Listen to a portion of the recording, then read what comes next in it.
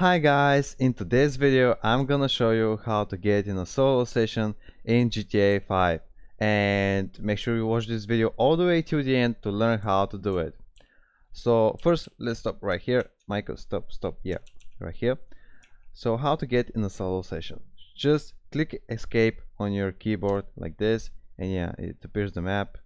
So we don't need a map. Just click here on online, and yeah, just click now on play GTA online, this. Double click it actually, and now as you can see here it appears this option to solo session. So just double click it again, and now GTA asks you, are you sure you want to quit GTA Grand Theft Auto 5? All unsafe progress will be lost. So first, I forgot to tell you, you must be in a story mode and then to go in the online session.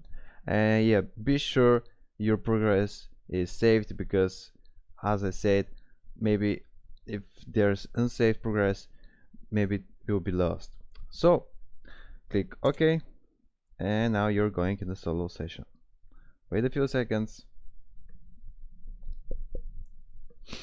until it's loading.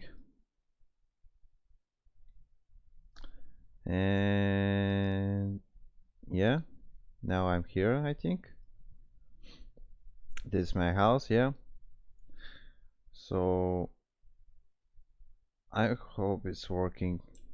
I'm hoping, yeah.